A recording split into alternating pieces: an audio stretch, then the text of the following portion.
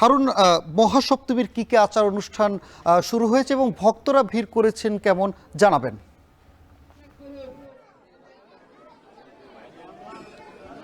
সানি, ময়মনসিংহে কিন্তু নানা আনুষ্ঠানিকতায় আচার অনুষ্ঠানের মধ্য দিয়ে মহাসপ্তমীর যে পূজা সেটি অনুষ্ঠিত হচ্ছে। আমরা দেখেছি যে ময়মনসিংহ নগরীর যে বিভিন্ন মন্দির রয়েছে, পূজা মণ্ডপ রয়েছে, সবগুলো পূজা মণ্ডপেই কিন্তু সকাল থেকে মহাসপ্তমীর যে পূজার আনুষ্ঠানিকতা সেটি কিন্তু শুরু হয়েছে এবং মন্ত্রপাঠ, ডাক, ঢোল, কাসর ঘণ্টা সহ নানা আনুষ্ঠানিকতা এবং মন্ত্রপাঠের মধ্য দিয়ে পুরোহিত যে মহাসপ্তমী পূজার যে আনুষ্ঠানিকতা সেটি সম্পন্ন করেছেন।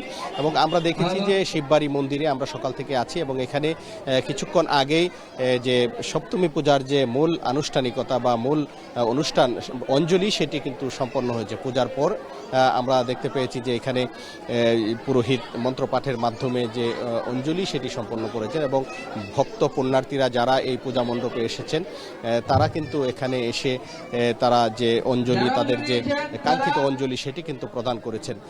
এবং এখানে এখন আমরা দেখতে পাচ্ছি যে এখানে দ্বিতীয় দফায় আরেকবার অঞ্জলির প্রস্তুতি চলছে। অর্থাৎ প্রথম দফায় যারা অঞ্জলি দিতে পারেননি, যে সমস্ত ভক্ত পুণ্যার্থীরা, তারা কিন্তু এবার এসেছেন, আবার অঞ্জলি প্রদান করবেন। এবং এই মন্দিরে আমরা দেখতে পাচ্ছি যে সকাল থেকেই এই মহাসপ্তমীর পূজা, দেবী দর্শন এবং পূজার আনুষ্ঠানিকতা উপভোগ এবং অঞ্জলি প্রদানের জন্য কিন্তু বিভিন্ন এলাকা থেকে যারা সনাতন ধর্মাবলম্বী রয়েছেন তারা কিন্তু এই মন্দির প্রাঙ্গণে এসেছেন এবং এসে তারা যে পূজার আনুষ্ঠানিকতা সেটি উপভোগ করছেন। এই শিববাড়ি মন্দির শুধু নয়, ময়মনসিংহ নগরীর যে অন্যান্য মন্দির রয়েছে, বিশেষ করে সিটি কর্পোরেশন এলাকায় 88টি পূজা মণ্ডপ রয়েছে এবং জেলায় 781টি পূজা মণ্ডপ রয়েছে। সবগুলো পূজা মণ্ডপেই কিন্তু মহাসপ্তমীর যে আনুষ্ঠানিকতা সেটি চলছে এবং সব জায়গায় কিন্তু এই যে পূজার পরে যে অঞ্জলি, সেই অঞ্জলি কিন্তু প্রদান করছেন যারা পুণ্যার্থী এসেছেন।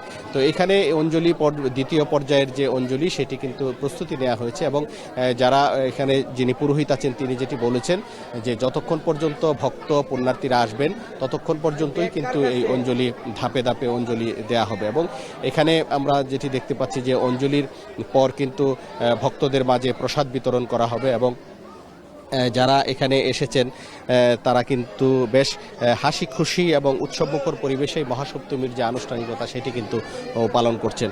আমরা যদি একটু জানিয়ে রাখি যে এবছর কিন্তু অন্যান্য বারের চেয়ে বেশ জাঁকজমকভাবেই ময়মনসিংহে শারদীয় দুর্গোৎসবের যে শারদীয় দুর্গোৎসব সেটি কিন্তু উদযাপিত হচ্ছে। আমরা দেখেছি যে এবার প্রতিটি পূজা মণ্ডপেই কিন্তু নান্দনিকভাবে সাজানো হয়েছে এবং বর্ণিল আলোকসজ্জা করা হয়েছে, যেটি সন্ধ্যার পর কিন্তু একটি অপরূপ রূপ ধারণ করে এবং পূজা যেন নির্বিঘ্নে, সুষ্ঠু, সুন্দর এবং শান্তিপূর্ণভাবে সম্পন্ন হয় সে ব্যাপারে কিন্তু প্রশাসন এবং আইনশৃঙ্খলা বাহিনীর পক্ষ থেকে ব্যাপক প্রস্তুতি গ্রহণ করা হয়েছে। আমরা দেখছি যে প্রত্যেকটি মণ্ডপেই কিন্তু স্থায়ী পুলিশ সদস্যরা মোতায়েন রয়েছে, আনসার সদস্য মোতায়েন রয়েছে, এছাড়া পুলিশ, র্যাব, বিজিবি এবং সেনাবাহিনীর সদস্যরা কিন্তু স্ট্রাইকিং ফোর্স হিসেবে বিভিন্ন এলাকায় টহল দিচ্ছেন।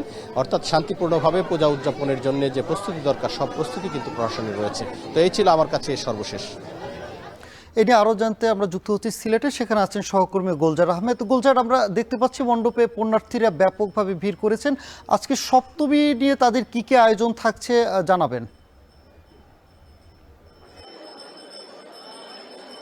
দেখুন, দুর্গাপূজার যে মহাসপ্তমীর যে উৎসবের রং সেটি আসলে সিলেটের প্রতিটি মণ্ডপেই ছড়িয়ে পড়েছে। অর্থাৎ সনাতন ধর্মাবলম্বীর যে সকল ভক্ত অনুরাগী আছেন তারা কিন্তু ইতিমধ্যে মণ্ডপে মণ্ডপে এসে উপস্থিত হয়েছেন।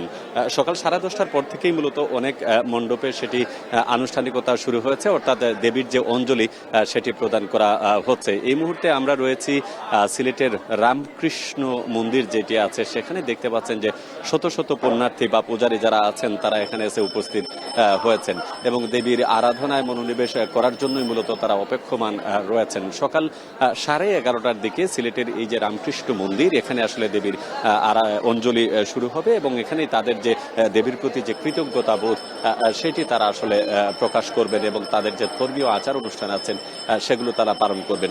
যদিও আজকে মূলত সকাল থেকেই সিলেটের যে মণ্ডপগুলোতে, বিশেষ করে যে 618টি প্রতিটি মণ্ডপ রয়েছে সব জায়গাতেই আমরা দেখতে পেয়েছি যে আজকের এই পূজাকে অর্থাৎ মহাসপ্তমীর যে আয়োজন, মহাসপ্তমীর আয়োজনকে কেন্দ্র করে পুণ্যার্থীরা তারা তাদের সকল আনুষ্ঠানিকতা সেরে নিচ্ছেন। ইতিমধ্যে আসলে মণ্ডপের যে প্রস্তুতি অর্থাৎ দেবীকে অঞ্জলি দেওয়ার জন্য যে ধরনের প্রস্তুতি পুরোহিতরা সেগুলো আসলে তারা গুছিয়ে রাখছেন এবং কিছুক্ষণ পরেই মূলত এখানে যে সকল পুণ্যার্থী উপস্থিত হয়েছেন তারা তাদের দেবীর উদ্দেশ্যে অঞ্জলি প্রদান করবেন।